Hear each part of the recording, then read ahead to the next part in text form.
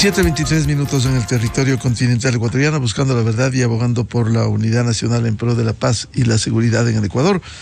Queremos abrir un espacio este viernes que es preciso abordarlo, aunque lo hemos hecho aquí de manera periódica, la situación del seguro social ecuatoriano, que al no tomarse correctivos estructurales de fondo, darle liquidez, arreglar el tema de las deudas, simplemente el camino es ineludible para el sostenimiento de un modelo que no puede continuar en estas condiciones.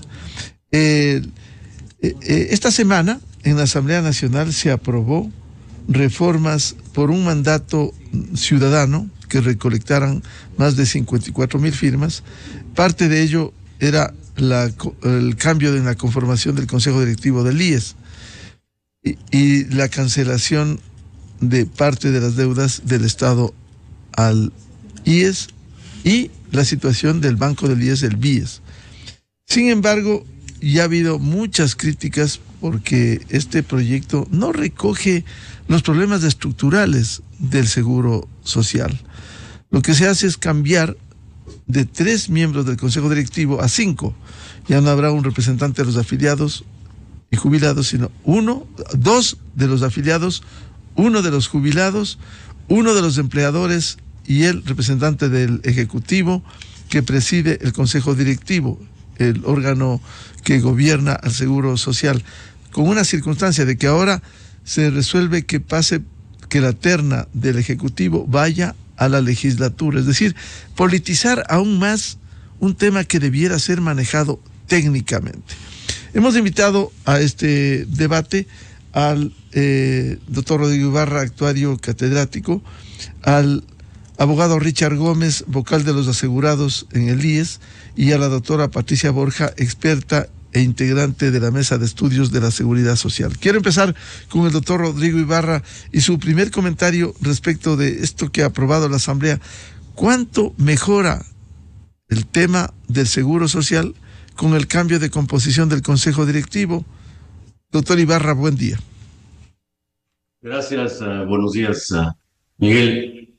La decisión tomada por la Asamblea en esta semana y que efectivamente ahora está en manos del presidente de la República para su veto parcial o total, lo que hace es simplemente cambios de forma, no son cambios, como bien se ha comentado, cambios estructurales o de fondo. Nosotros habíamos detectado hace algunos años, ya más de unos 3 o 4 años, con la Mesa de Estudios de la Seguridad Social.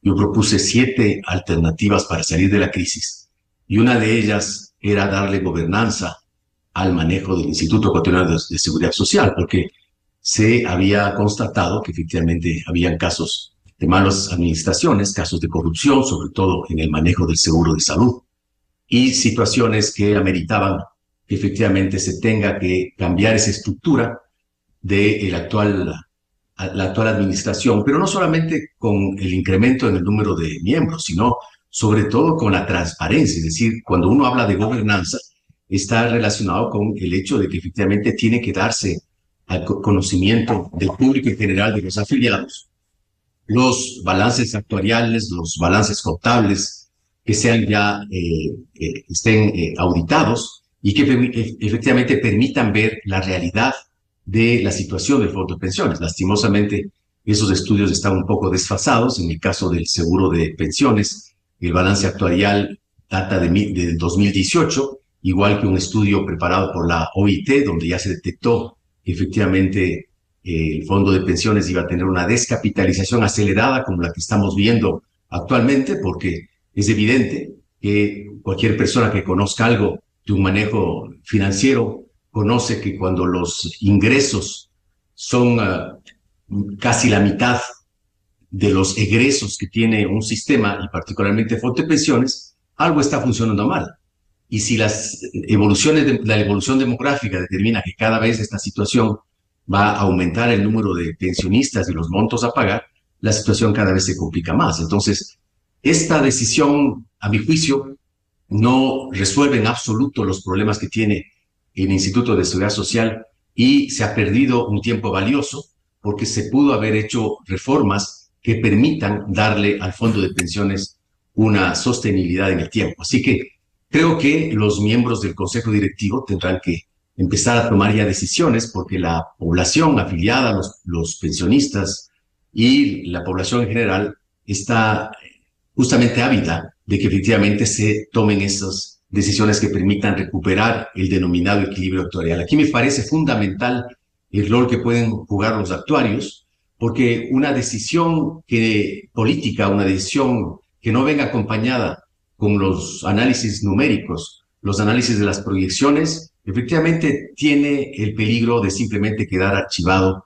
como ya ha ocurrido en algunas ocasiones. Lastimosamente, el proyecto preparado por la comisión del economista de la Torre, que fue presentado el año pasado, no mereció la atención de los miembros del Consejo, ni tampoco una discusión más amplia por parte de los afiliados, los trabajadores, como para poder llegar a un consenso y discutir si eventualmente alguna de las medidas que ellos proponían podía o no ser aceptada. Y de las medidas, si le parece, durante la entrevista podríamos comentar al menos 8 o 10 medidas, que es cuestión de sentarse a discutir cuáles son las que tienen menos impacto desde el punto de vista social, pero también más impacto desde el punto de vista de la recuperación de este denominado equilibrio actual que tanta falta hace para el fondo de pensiones. Me parece que es hora ya de que en el Ecuador nos pongamos a discutir sobre estos temas trascendentes sin simplemente tratar de favorecer a un grupo en particular, sino buscando que todos los actores del sistema de seguridad social, donde están los afiliados, los pensionistas, los empleadores y el Estado,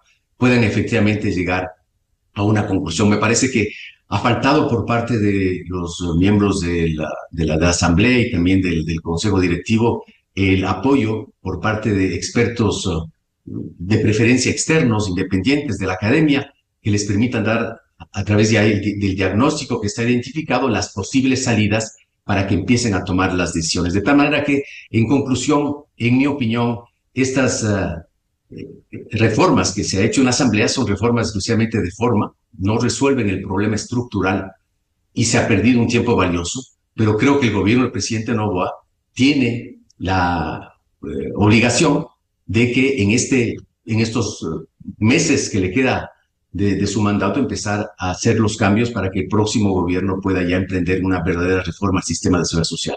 Claro, al menos sentar las bases para una reforma estructural, que es lo que se aspira, cambiar ese modelo que no funciona. Realmente ha colapsado, se siguen gastando los recursos del fondo de pensiones, no hay una decisión respecto clara entre el Estado y el IES de la deuda en ese enorme fondo de salud que necesita recursos. Doy la bienvenida al abogado Richard Gómez, representante de una parte de los asegurados en el IES. Bueno, ¿cómo ve usted, la primera pregunta, este proyecto de ley que cambia la composición del Consejo Directivo del IES? En lugar de 3 representantes, hoy serían 5, 2 de los afiliados, 1 de los jubilados, 1 de los empleadores y 1 el representante del Ejecutivo. Buen día. Bueno, buen día y un saludo al panel, gracias por la oportunidad. Creo que las reformas hechas por la Asamblea son necesarias pero incompletas. En el caso del órgano de gobernanza, que es el Consejo Directivo, en el caso particular, porque una cosa es ver las cosas desde afuera y otras desde adentro, creería yo de que es fundamental que los afiliados que decimos que somos los dueños de la seguridad social tengamos una mayoría dentro del Consejo Directivo, porque de lo contrario, todo proyecto, toda idea, todo planteamiento, si no tiene el consenso de las otras 2 partes, que son los grandes deudores de la seguridad social, pues prácticamente no hay ningún avance en materia de las propuestas que puedan venir desde el lado de los asegurados. Esos 3 vocales nuevos, en representación de cada uno de los sectores, garantiza que haya una mayoría contundente que podría lograr superar los graves problemas que hoy día tienen los afiliados en materia de, sobre todo de salud, en donde vemos que el servicio cada día empeora más y es deplorable por algunas circunstancias que a ratos le corresponden al Consejo Directivo tratar y no se han tratado a lo largo del tiempo. ¿Y por qué no se ha tratado en el Consejo Directivo, usted como vocal? ¿Cuándo cambia, por ejemplo, el tema de la salud, que es una de las expectativas? Salud y en el caso de los jubilados las pensiones, que momentáneamente sabemos se cumplen rigurosamente cada 20 de cada mes, pero esto no es sostenible. ¿Cuándo cambia el tema de la salud? Usted está desde el año pasado, usted recorre los hospitales, pero ¿cuándo cambia? ¿Cuándo hay todas las medicinas, el acceso al seguro social? Con 3 vocales, ¿va a cambiar esto? Si tienen mayoría. Estimado Miguel, el problema son las concepciones que hay desde cada uno de los sectores. Yo le pongo solo un ejemplo. En temas de medicina, en este momento decimos que somos autónomos, pero estamos regulados por la Superbancos, la Contraloría, y por último la ley de contratación pública no la podemos bypassear, y hay que contratar a través de la ley de contratación pública. Me parece sospechoso que solo 1 o 2 empresas estén catalogadas en el país para la provisión de medicinas, en el ISPO, el MSP, el IES, el IFA. Entonces, estas empresas, como funcionan por catálogo electrónico, los hospitales que dicen tener autonomía, porque al final del día están sometidos a la ley de contratación pública, compran por catálogo electrónico y estas empresas no entregan la medicina y te dicen, te entrego en 6 o en 8 meses la medicina porque no tengo la producción para poder entregar. Se les cobran las multas, pagan las multas, claro, es un negocio millonario, pero al final del día el pobre afiliado es el que tiene que esperar la buena voluntad de todos estos proveedores, este par de proveedores o 2 o 3 proveedores que están catalogados, misteriosamente solamente hay 3 en el país, como que tuviera más, y al final del día el afiliado es el que termina sufriendo. ¿Cómo rompemos eso? Si usted me pregunta a mí, yo desde que estuve en la administración anterior apenas llegué, porque me conduelo, porque yo soy obrero del sector eléctrico, yo soy trabajador, yo soy como algunos vocales que han llegado que al final del día nunca han trabajado en ningún lado. Entonces me conduelo de ver a la gente nuestra que se han muerto en los hospitales, que le han amputado sus extremidades cuando han tenido un accidente y no han tenido la atención médica oportuna. Pero ¿qué pasa ahí? Pues, mi estimado Miguel, al final del día nos sometemos a la ley de contratación pública y nos salimos. ¿Qué podemos hacer desde el Consejo Directivo? Con las facultades que tenemos, una compra internacional. Podemos hacer inclusive una declaratoria de emergencia, pero yo no he tenido realmente el apoyo de las demás vocalías, porque hay a veces un temor. Si vamos a comprar algo por emergencia, mañana al final hay un vicio de corrupción, van a de alguna forma afectar a alguno de los miembros del Consejo. Entiendo el temor, pero hemos venido a hacer aquí lo que tenemos que hacer. Y si yo fuera el día de mañana, estoy dispuesto a firmar cualquier tipo de acción que sea de manera inmediata, porque hoy se discute en el Consejo Directivo que con la OPS, con la UNOPS, compremos medicina más barata, todo lo que usted quiera, pero esa medicina va a demorar. El año pasado le compramos a la UNOPS 123 ambulancias, recién van a llegar ahora hasta junio, julio, hay que ver si hay algún retraso también respecto al tema. Y mientras tanto, estimado Miguel, la gente se muere en los hospitales. A veces caemos en el tecnicismo, en los procedimientos muy retardados que tiene la Seguridad Social, y por eso es que no se le da una respuesta oportuna al afiliado. No es porque no hay dinero, porque si no hubiera dinero, ¿cómo se pagaron en un año 500 millones a prestadores externos? Otro año 700 millones, el año pasado 900 millones, y ahorita hay una deuda de 1.200 millones en prestadores externos. O sea, plata sí hay, el problema son los procedimientos. Ahí hay otra resolución, la 535, mi estimado Miguel. Esto es bueno que la ciudadanía conozca. Yo sé que el tema de jubilación es importante, pero el tema de salud es la cara visible y es donde la gente se nos muere. En la resolución 535, oiga, cambia un equipo en la Seguridad Social. Sí, en el sector, en los prestadores externos, por eso es que les va bien, es un negocio rentable. Seguramente si se les daña el tomógrafo, lo mandan a comprar en unos días. Pero acá en el IES hay momentos, lamentablemente, también por los cambios de gerentes que han habido y los cambios en el Consejo Directivo también que han habido, y esta norma rígida, descentralista, que es la 535, ha hecho que para cambiar un equipo hay hospitales que se han demorado 4 años, estimado Miguel.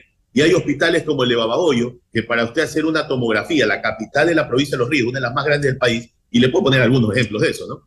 No tiene tomógrafo, pero vaya a cambiar el tomógrafo, que tiene que ir a infraestructura, que el otro informe, el informe del informe del informe. Ese es uno de los problemas graves de la Seguridad Social que lamentablemente nadie lo trata y los que estamos adentro lo conocemos. Entonces estamos preparando una reforma a la 535 que esperemos pues tenga el apoyo de los demás vocales para poder justamente entrar a debatir estos temas que son los que le afectan a la ciudadanía y los que se nos quejan a diario en todos los hospitales. Yo he recorrido 33 hospitales, tengo 33 informes. Ha habido gerentes que han terminado cesando en sus funciones porque la Dirección General de Elección de Salud ha visto que efectivamente las denuncias y todo lo que hemos presentado técnicamente ha merecido que esta gente salga. Pero si las condiciones no salen, si seguimos atados al sector, a 2 o 3 proveedores que no entregan la medicina, o seguimos atados a una resolución 535 centralista, que lo único que ha hecho es entorpecer la contratación de personal y el cambio de los equipos que necesitan en los hospitales, esta situación no va a mejorar en el área de la salud. Antes de pasar con la doctora Patricia Borja, a propósito de lo que usted señala, abogado Richard Gómez, el tema de la salud, pero de esto venimos hablando por décadas. ¿De qué hablamos? Solo de contratos, compra de medicinas, que es fundamental.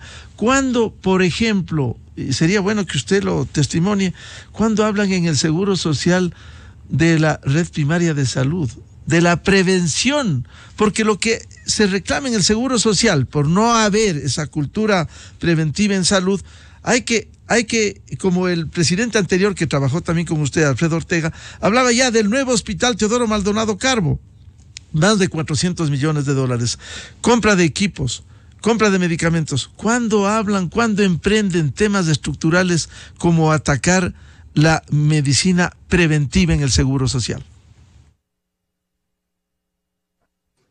Bueno, se ha trabajado en algo, mi estimado Miguel, pero los recursos también de alguna manera son limitados. Solo le pongo un ejemplo, que la ciudadanía tiene que saber esto.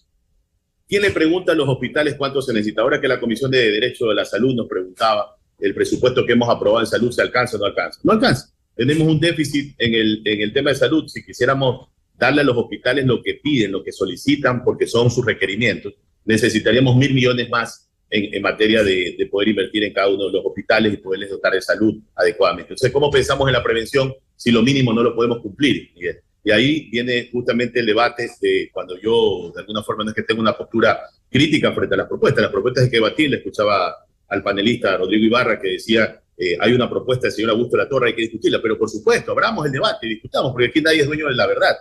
Hay visiones distintas quizás, pero creo que todos queremos el bien para la seguridad social. Pero, por ejemplo, ¿cómo decirle a la afiliada hoy, sacar una propuesta o lanzar una propuesta, una idea de poder aumentar los años los aportes en un 10% más, cuando en los hospitales no damos un buen servicio, por un lado? Por el otro lado, hay bienes del IES, estimado Miguel. Yo pregunto, ¿qué hicieron los demás miembros del Consejo Directivo que no había un reglamento para vender los bienes de la seguridad social? Pregunto yo, ¿dónde estaban los miembros del Consejo Directivo? No había un reglamento, lo creamos recién en septiembre del año pasado. Y pregunto, si hay 480 y pico de millones de dólares en bienes, vendamos primero los bienes, que el Estado asuma su rol y también diga cómo va a pagar la deuda, que los empleadores morosos, pues también que deben 2.400 millones, se metan la mano al bolsillo y no cargarle el peso de toda la crisis a los trabajadores. Esa es la parte que nosotros de alguna manera, no es que nos oponemos a que actuarialmente se defina qué va a pasar con el aporte, qué va a pasar para estructurar o para que permanezca en el tiempo el fondo de pensiones. Nosotros también en algún momento seremos jubilados, nos preocupa el tema. Pero creo que es impresentable en estos momentos que no hemos superado los problemas, realmente darle una atención oportuna a la gente, a los afiliados, que vengamos a discutir estos temas cuando lo urgente, lo inmediato, es que la gente se nos muere, estimado Miguel. Esas al menos son percepciones desde cada uno de los lados, cada uno tiene su visión, pero al menos nuestra visión es que lo primero es la vida, la salud, antes de atender algunos otros temas, o de la par deberíamos tratar otros temas, mientras resolvemos lo urgente que no se ha resuelto, producto de resoluciones que, como le digo yo, han centralizado o en algunas no se tomaron decisiones para, por ejemplo, vender los bienes del Estado, que era una reglamentación que la pudimos sacar en apenas 2 meses de gestión. Doy la bienvenida a la doctora Patricia Borja, experta e integrante de la Mesa de Estudios de la Seguridad Social, por lo que nos comenta el vocal ante el Consejo Directivo del IES, Richard Gómez. Los problemas estructurales están allí y por eso se ha cuestionado el que esta reforma a la ley del IES, que viene desde ley vigente desde el 30 de noviembre del 2001, vamos a cumplir 23 años, y allí sigue la ley, sin su actualización. Doctora Patricia Borja, ¿cuánto contribuye, volviendo al tema inicial de este análisis, el cambio de composición del Consejo Directivo del IES? En lugar de 3 miembros, hoy 5, 2 por los afiliados, 1 por los jubilados, 1 por los empleadores y 1 el representante del Ejecutivo, que ahora tendrá que pasar, de acuerdo con el proyecto aprobado, veamos qué responde el Ejecutivo, pase la designación, en vez de ser técnica, pase a la parte política que nombre la Asamblea Nacional. Muy buen día, doctora Patricia Borja. Muy buenos días, Miguel. Un saludo para Rodrigo, un saludo para el otro panelista y, por supuesto, un saludo para toda la audiencia. Muchísimas gracias por la invitación. En este caso hay que considerar, y me parece interesante e importante realmente tomar en cuenta un antecedente, y es que en el año 2016 la Corte Constitucional emitió una sentencia en la que declaró la inconstitucionalidad con efecto diferido de 2 incisos del entonces artículo 28 de la Ley de Seguridad Social referente al mecanismo o proceso de designación de los vocales principales y suplentes, en primer lugar de los asegurados y luego de los empleadores. porque no se garantizaba los principios de participación e igualdad, y le dispuso a la Asamblea que realizara una reforma legal para tratar de y solventar como tal estos particulares. En este caso hay que tomar en cuenta que el 1 de noviembre del año 2022 entró en vigencia la ley reformatoria de la Ley de Seguridad Social referente a la conformación del Consejo Directivo del IES.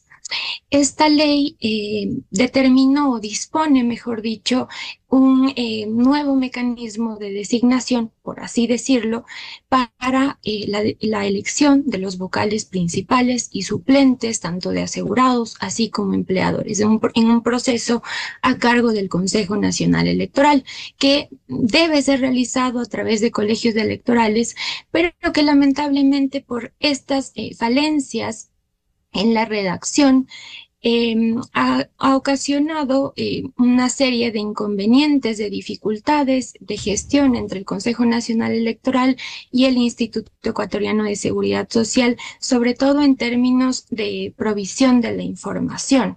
Y hasta el momento, ya casi serían 2 años o 1 año y un poco más, 1 año y medio, por considerarlo de esta manera, de vigencia de esta ley, y pues lamentablemente todavía no se ha podido concluir con este proceso a cargo del Consejo Nacional Electoral.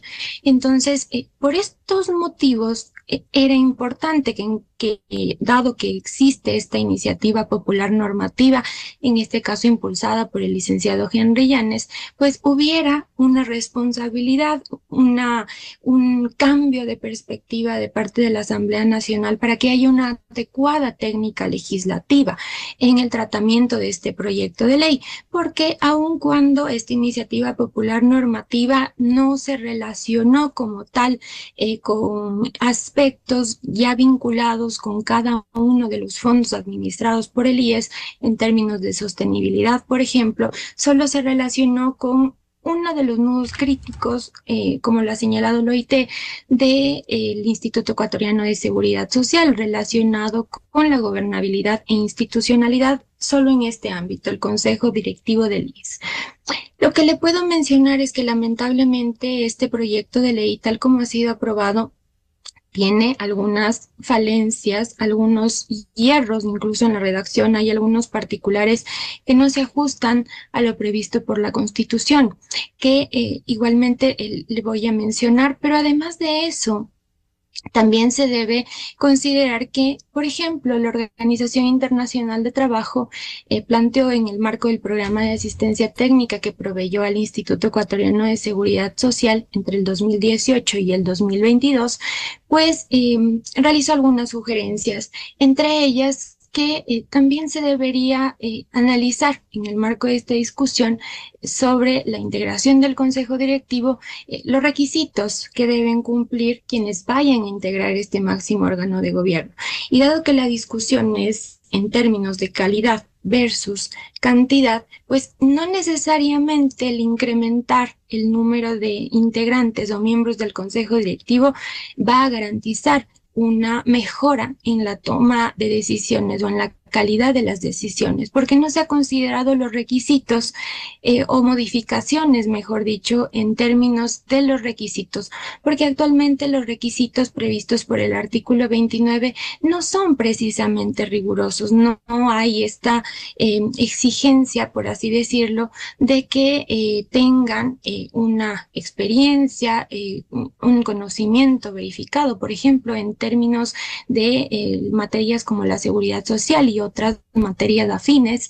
Y además de eso, este proyecto de ley debió ser una oportunidad para tratar de solventar, como le mencionaba, los problemas en términos de la integración del Consejo Directivo, también partiendo de que lamentablemente, y lo debo mencionar de esta manera, es una realidad, es un recordatorio constante, pues recordemos lo que pasó con el decreto ejecutivo que emitió en octubre del 2022 el señor presidente de la República de ese momento, el señor Guillermo Lasso, y que dio lugar, por todas las falencias de ese decreto, dio lugar a una serie de dificultades en el proceso de designación de la vocalía de los asegurados, y por eso es que era importante realizar un cambio adecuado, porque la situación terminó solventada, si se puede denominar de esa manera,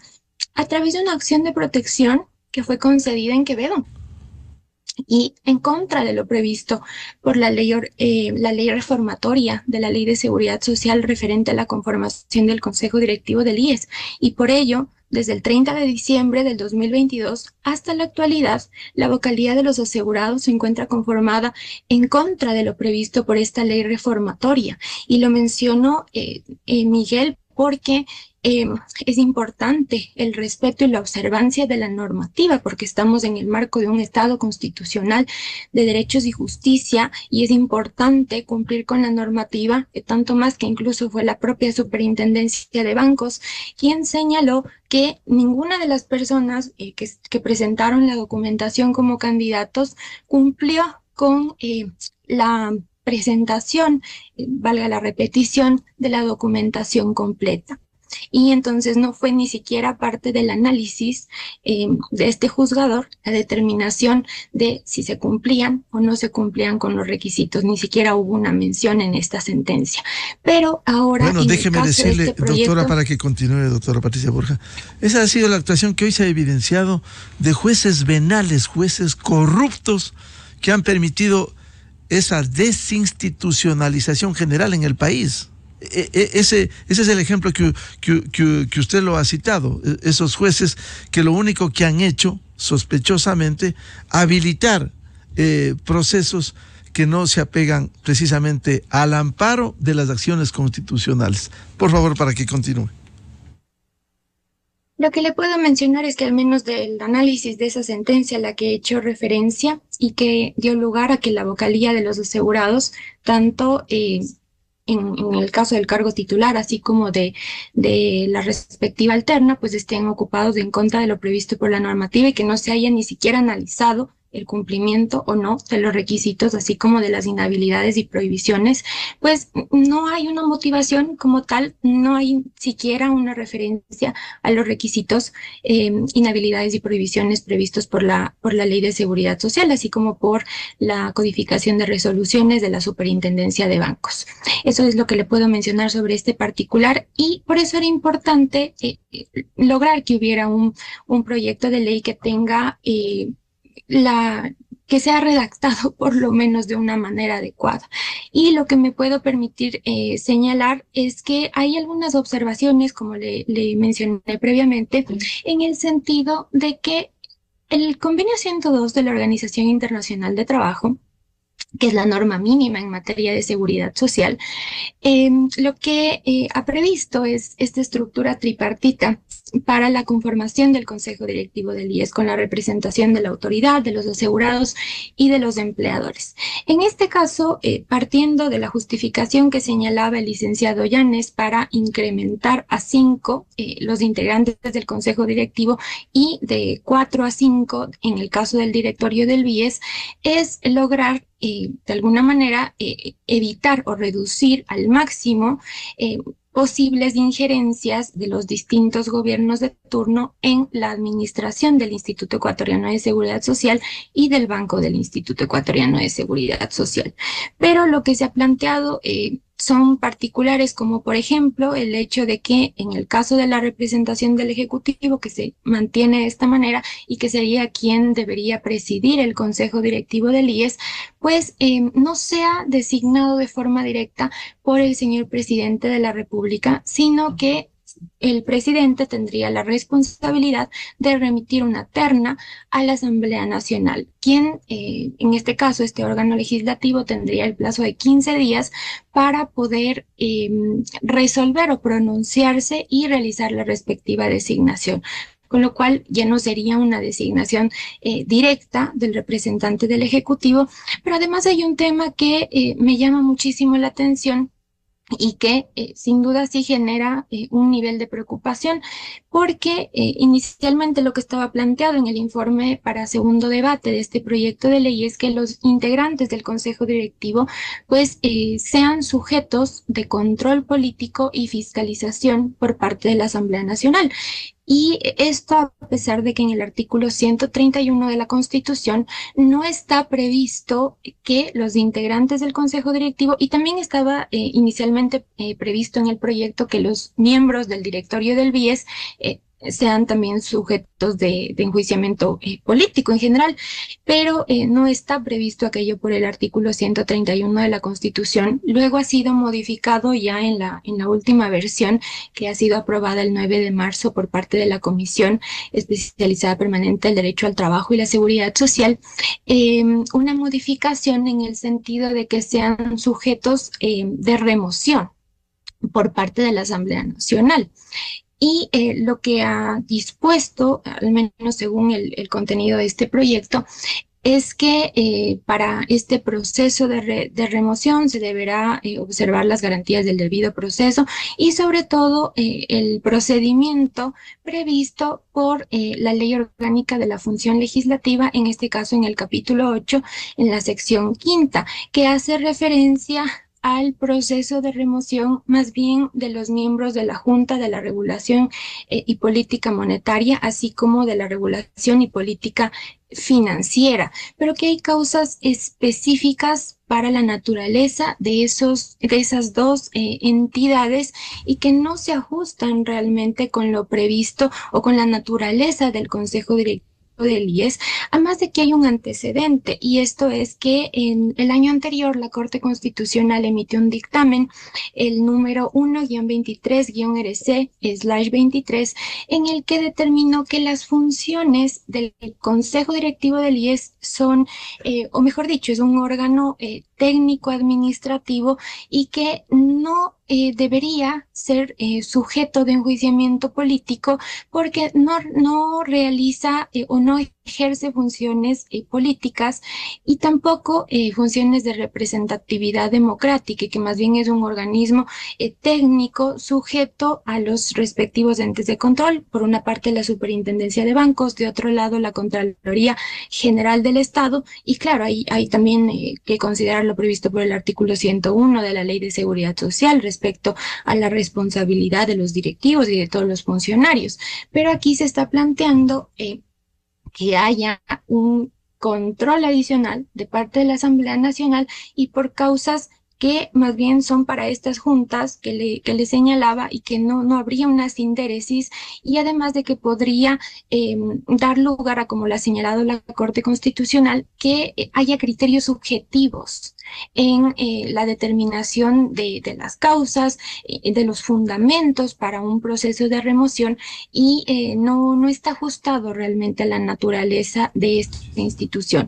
Además de que, como un detalle también que me parece preocupante en términos de redacción, es lo que ha sido previsto por el artículo 7 de este proyecto, que reforma el artículo 28.1 de la Ley de Seguridad Social, y que se dispone que en el marco de los principios de participación, y me permito, por favor, Miguel, dar lectura de forma textual, de los principios de participación, de igualdad y de inclusión, los representantes de los asegurados dependientes, de los asegurados no dependientes, de los jubilados y de los empleadores del sector privado serán elegidos por los afiliados mediante elección directa. Esto significaría que solo los afiliados realizaríamos la elección de todos estos 4 integrantes, cuyo proceso de elección es más bien a través de elecciones directas o una designación directa. Son las interrogantes que quedan de acuerdo con la redacción, que, como le menciono e insisto, no ha sido adecuada de parte de la Asamblea Nacional, y es muy preocupante que no haya sido tomado en cuenta este antecedente de los problemas que lamentablemente han sido generados por las falencias en cuanto al procedimiento de designación de esta ley reformatoria que está vigente desde el 1 de noviembre del 2022. Claro, Eso le puedo mencionar, Miguel. Gracias, doctora Borja. Debiéramos estar hablando, y le pregunto al doctor Rodrigo Ibarra, hablando de los problemas económicos, del financiamiento, de las deudas, del cobro, de la morosidad del Seguro Social. Estamos hablando de la composición del Consejo Directivo del IES. ¿Qué se gana al tener tres? Si hay mayoría. A ver, dos de los afiliados y uno de los jubilados. ¿Qué se gana con esa mayoría? Si es que no hay el abordaje y la decisión de encontrar salidas al sostenimiento del Seguro Social ecuatoriano, y al menos dos fondos fundamentales, el Fondo de Salud y el Fondo de Pensiones. ¿Cuánto se gana con esto que penosamente está politizando la Asamblea Nacional en lugar de dejar a los técnicos, a quienes deben solucionar los problemas internos? Por favor, doctor Ibarra. Sí, en efecto, Miguel, yo creo que el problema medular de una solución, tanto al fondo de pensiones como el de salud, pasa por analizar las posibles salidas que los actuarios con sus modelos matemáticos pueden identificar para lograr que el sistema pueda garantizar el pago de sus obligaciones en el largo plazo, es decir, una sostenibilidad del sistema de pensiones y de salud. Voy a referirme en primer lugar al caso de salud y luego al de pensiones, que sin duda es el que debería representar el porcentaje de atención más importante para que efectivamente se garantice que los pensionistas actuales tengan sus jubilaciones y aquellos que en el tiempo también quieran jubilarse. En el tema de salud, me llama la atención lo que dice el representante de los asegurados, que aproximadamente entre 700 y 800 millones de dólares se pagan a los proveedores externos. Si a eso le sumamos que solamente un tercio de la población cubierta por el seguro de salud aporta, porque la población que recibe los beneficios del sistema de salud es de aproximadamente 9 millones de personas y apenas 3 millones aportan, significa que hay dos problemas fundamentales ahí que tienen que ser resueltos, que es que un grupo importante de la población está contribuyendo, aportando con la prima, y por otro lado, el sistema está favoreciendo al grupo de prestadores privados externos. Entonces no está funcionando el sistema de salud. Si no está funcionando el sistema de salud, hay que tomar una decisión o de eliminar el sistema para que sea el Ministerio de Salud Pública que integre todos los hospitales del Seguro Social. Y según las cifras que tenemos del último estudio del año 2018, aproximadamente los valores serían similares entre lo que representa los egresos del sistema de salud de más o menos 2.000 millones de dólares, con lo que el Estado tiene que pagar con el 40% de las pensiones por ese año 2018. Por lo tanto, si esas cifras son similares, que el Estado se haga cargo de pagar a los médicos, a los personal médico que trabaja en los hospitales y dispensarios del Seguro Social, y lo que quedaría del aporte al seguro de salud de aproximadamente 5%, 5,16 para ser exacto, ese porcentaje pasaría al fondo de pensiones. Esa, por ejemplo, sería una salida. No tiene sentido que el seguro de salud, como ha ocurrido en el año 2001, ocurrió en el año 2015 y está sucediendo hoy en el año 2024, venga a arrastrar al fondo de pensiones para que se haga un mecanismo de distribución de aportes de fondo de pensiones para salud, o se busque incrementar las tasas para cubrir estas prestaciones que están deficitarias en el sistema de salud. En lo que tiene que ver, en cambio, con el fondo de pensiones tiene que ser, como dije anteriormente, analizado desde la perspectiva de cómo hacer que efectivamente los ingresos aumenten y los egresos sean controlados o vayan disminuyendo en el tiempo. Y ahí tendremos que ponernos a discutir qué pasa con este famoso 40% de aporte del Estado. Tiene que ir disminuyendo en el tiempo. Esto va a ser un peso enorme para la caja fiscal en los próximos 5 o 10 años, porque los pensionistas aumentan en número y aumentan también el monto de sus pensiones. ¿Qué pasa con la tasa de aportación? Es una tasa de aportación adecuada que del 20,65% apenas del 11,06% se destine a pensiones, cuando otros países como Uruguay, por ejemplo, destina cerca del 20%, y en Europa son porcentajes superiores al 22% para el fondo de pensiones. ¿Qué pasa con la tasa de interés? La tasa de interés que se obtiene con las inversiones de esos recursos es adecuada. Cuando el Banco del Instituto Ecuatoriano de Seguridad Social hace promociones para dar préstamos girografarios con tasas menores que la tasa actuarial.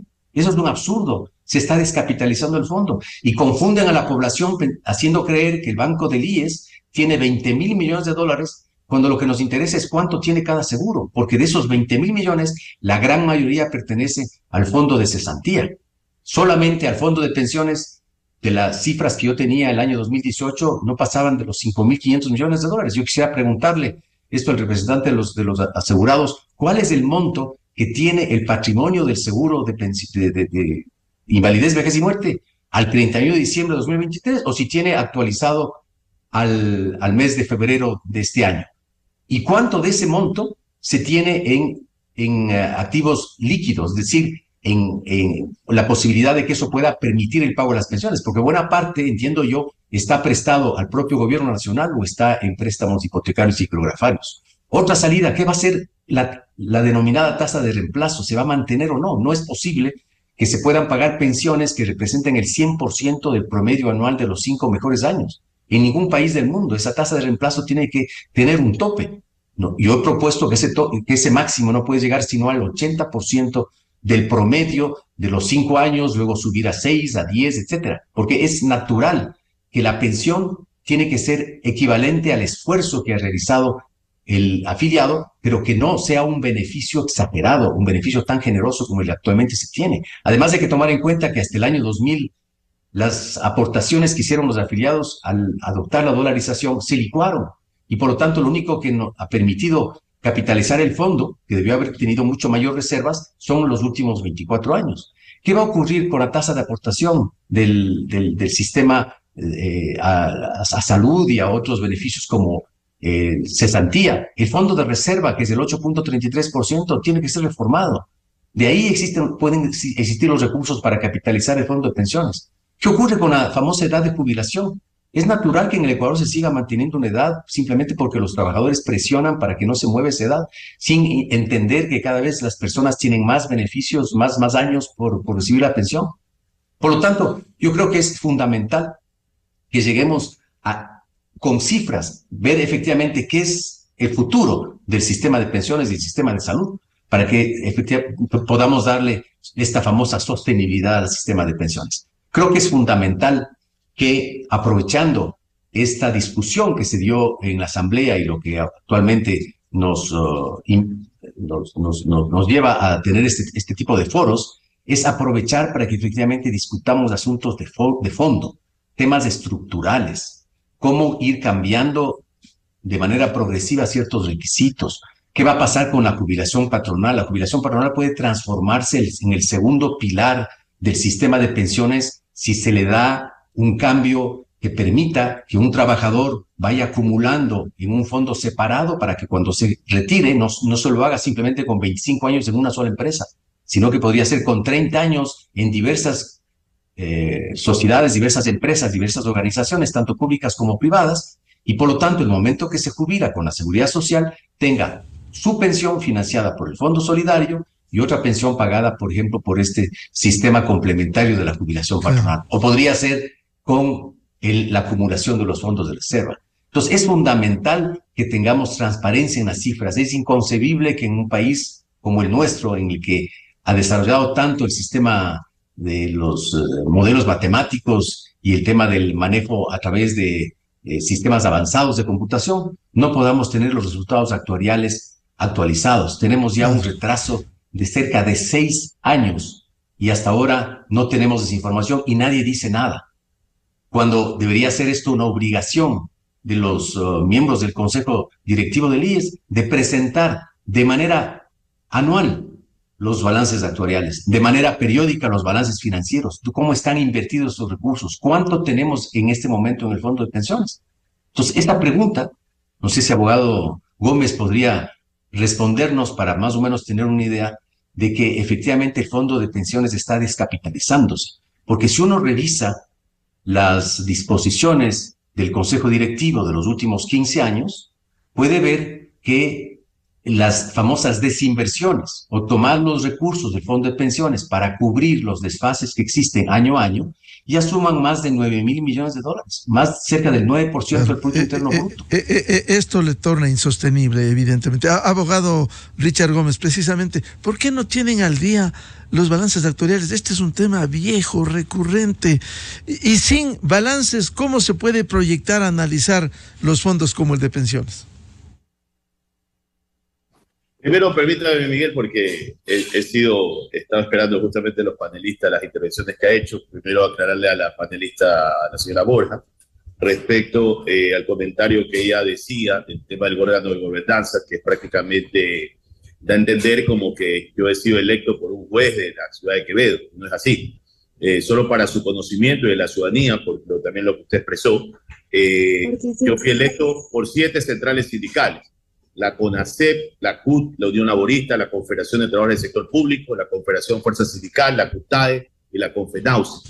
Al final del día, el Frente Unitario de Trabajadores, que el FUT, que realmente no representa mucho, tuvo 5 votos y yo tuve 7 votos. Al igual que la vocal de los empleadores, que tuvo 3 votos en las cámaras y 2 no votaron por ella. Entonces, bueno, lo que no podemos negar, abogado Richard Gómez, usted llegó por decisión del juez de Quevedo.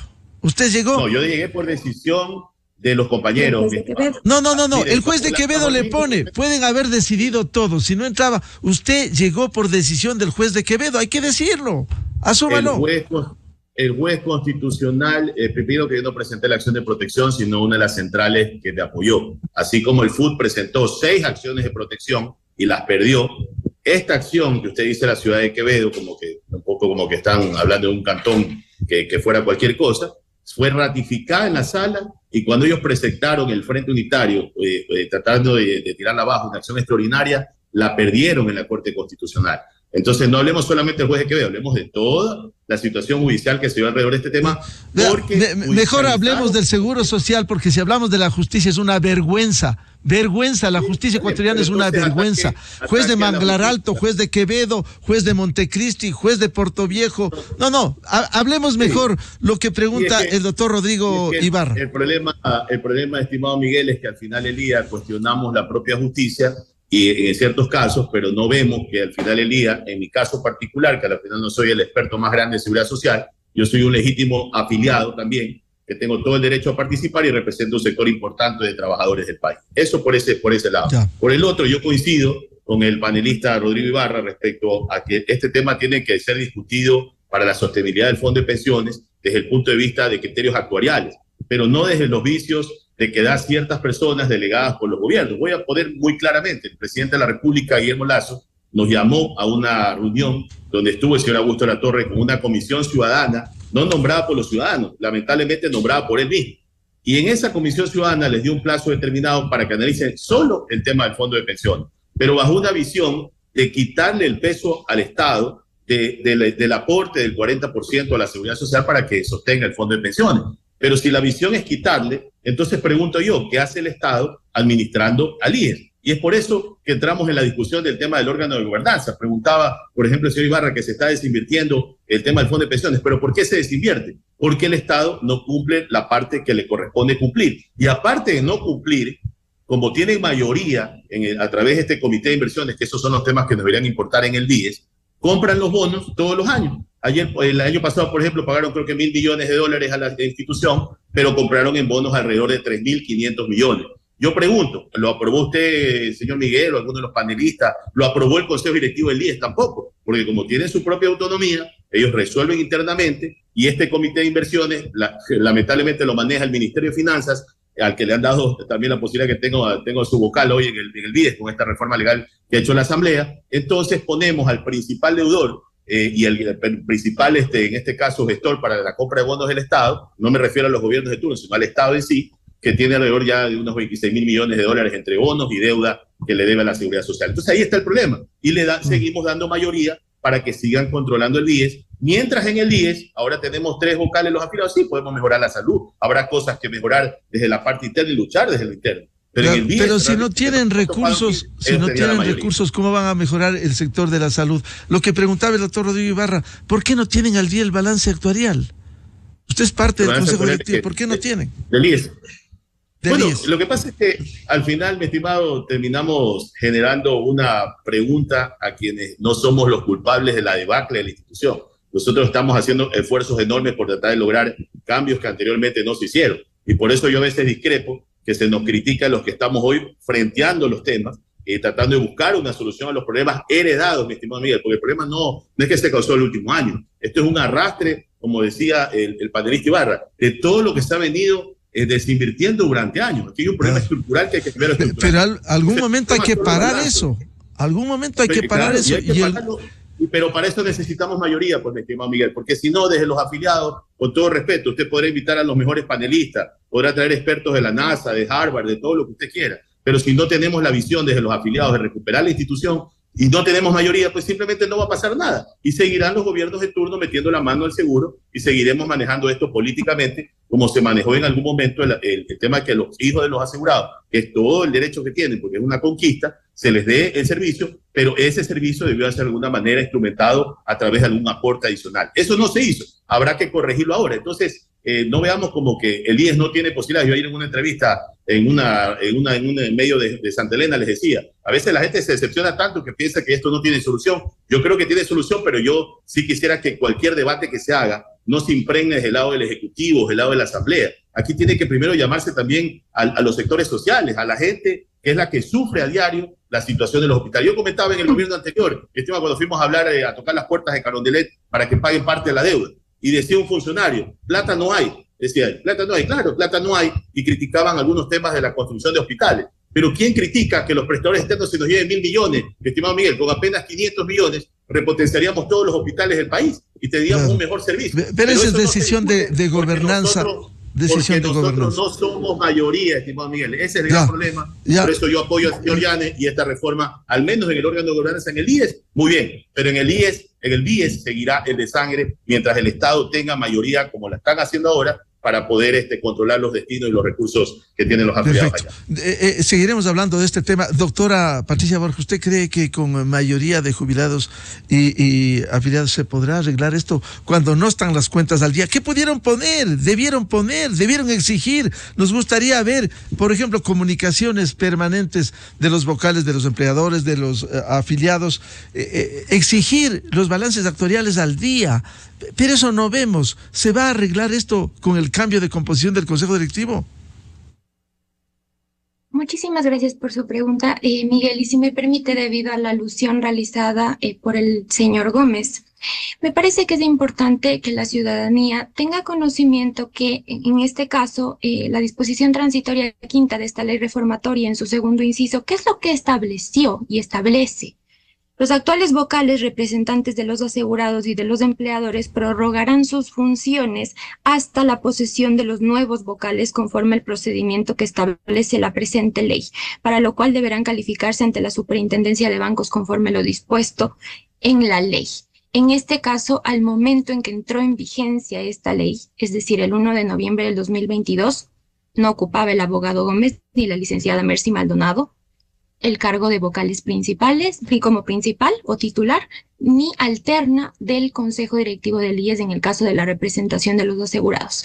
Esta situación fue decidida sin fundamento, en contra de lo previsto por esta ley reformatoria, por un juez de Quevedo. No se genera ningún desmerecimiento al Cantón Quevedo, sino que simplemente se menciona lo que pasó. Porque hay que considerar, sí, ciertamente hubo otras acciones de protección que igualmente fueron presentadas por otras organizaciones, pero analicemos qué es lo que pasó con esas otras acciones de protección. Por ejemplo, la acción de protección signada con el número 17571-2022-00982. En esta acción de protección, que fue analizada por una señora jueza de aquí del Cantón Quito, ¿qué es lo que determinó? Determinó que, dado que ya entró en vigencia esta ley reformatoria de la Ley de Seguridad Social referente a la conformación del Consejo Directivo del IES, no procedía a realizar ningún cambio adicional, y lo que estaba previsto y está previsto por esa ley es lo que debió ser aplicado. Sin embargo, en total contradicción, existiendo sentencias contradictorias, pues en este caso, en Quevedo, pues fue dilucidada la situación, por denominarlo de alguna manera, en el sentido de que el juez determinó que, en razón de haberse cumplido los requisitos, sin analizar los requisitos No hay ninguna referencia a lo previsto por el artículo 29 de la Ley de Seguridad Social, incluso sobre las inhabilidades y prohibiciones. Y la Superintendencia de Bancos fue quien señaló, incluso en las audiencias, incluso ante la sala respectiva de la Corte Provincial de Justicia de Los Ríos, que no fue materia de análisis de esta acción de protección, la verificación del cumplimiento de los requisitos, así como las inhabilidades y prohibiciones. Entonces, el juez dispuso a la Superintendencia de Bancos sin fundamento que realizara esta calificación. Esto es importante simplemente, y mil disculpas por haberme tomado este tiempo para concluir, seguiremos hablando sobre el tema. ¿Va a cambiar con la composición del Consejo Directivo? Sobre la pregunta, sí, y sobre la pregunta que usted me acaba de formular, Miguel, primero es importante también considerar un detalle que mencionaba en este caso Rodrigo sobre los estudios actuariales. Es importante tomar en cuenta que el Consejo Directivo del IES, según el artículo 26 de la Ley de Seguridad Social, es un órgano de fiscalización de todas las actuaciones del Instituto Ecuatoriano de Seguridad Social. Entonces es muy preocupante que no se haya presentado estudios actuariales actualizados, porque los más actualizados tienen corte a diciembre del 2018. Ahora, en el caso de la pregunta que usted me acaba de formular, pues no necesariamente el incrementar a 5 el número de integrantes del Consejo Directivo del IES va a generar, como lo mencioné inicialmente, una mejora en la toma de decisiones, porque hay otros factores. Los requisitos previstos por la normativa, que es importante realizar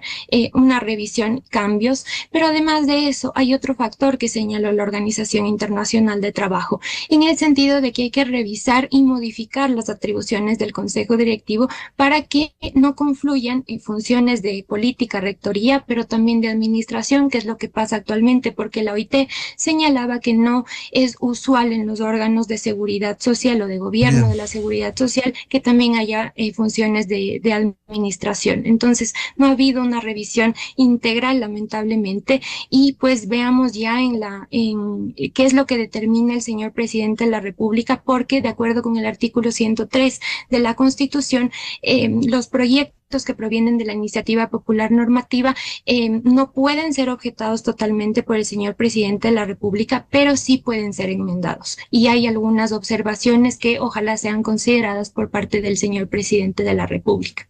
Bueno, volveremos a hablar. Nos gustaría hablar del financiamiento, la liquidez, cuánto se ha cobrado, la morosidad, esas enormes deudas del IES, el arreglo del pago del Estado por el 40%, el cumplimiento puntual. Sí, hay tantos problemas, más allá de lo que se ha aprobado en la Asamblea Nacional, como es la composición del Consejo Directivo del IES. Muchas gracias por participar en este debate, al doctor Rodrigo Ibarra, al abogado Richard Gómez y a la doctora Patricia Borja. Muy amables. Muchísimas gracias a usted, Miguel. Enseguida, en la revista de Opinión Democracia.